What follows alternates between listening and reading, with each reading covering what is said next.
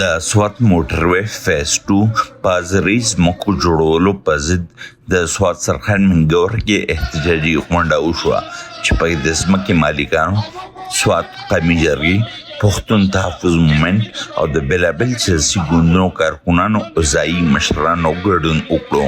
د احتجاج کې وینا کوونکي وویل چې هغوی د موټروې یا ترقۍ مخالف نه دي.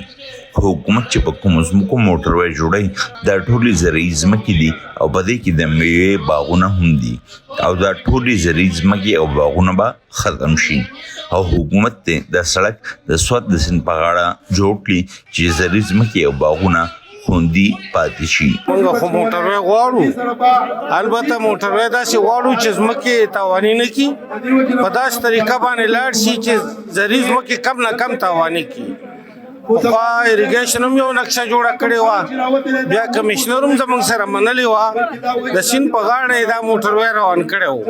موږ دا وایو په نقشه جوړ حکومت په کار ده چې د کمیشنونو په ځای باندې د خلکو ضرورت ته پام وکړي. وینا کوونکو په توتانو باندې کې د حکومت له اړخه د خلکو په کورونو او ځمکو باندې د سیکشن 4 لګولو یا د کورونو او ځمکې سرکاري کولو هم غندنه وکړه او ویل چې حکومت یې انتظامي دی دا سیکشن 4 واپس واخلي.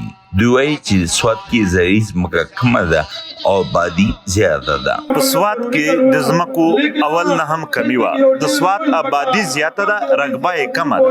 بیا د سیکشن 4 په نامه باندې دوی ځمکې ونیول چې نور یې هم سوات سره وړوکی کړ. بیا د دوی په زرعي ځمکو باندې د پاسه موټروې روانه ده. اوس خلک وایي چې موټروې دې جوړه شي، موږ یې په حق کې یو، خو البته په زرعي ځمکو د پاسه یې مه جوړوئ، بل متبادل لاره خپله کړئ. د سوات مرستیال ډیپټي کمشنر سهیل خان ډیوته وویل چې د دې لپاره کمیټې جوړه شوې ده او انتظامي کوشش کوي زیاتې زرعي ځمکې او باغونه بچ کړی شي. اورېدونکو ته یاد کړم چې تېر صوبایي حکومت د چکدرې نه د فتحپوره پورې د سوات موټروې فیز 2 منظوري کړې ده چې کار پرې روان دی. د 8 کیلومتره سړک کې به په سیند باندې له پاسه 8 پلونه او 10 انټرچینج جوړولی شي او په دې باندې به 30 اربه روپۍ خرچ راځي. فیاض ظفر، وایس اف امریکا، ډیوا، سوات.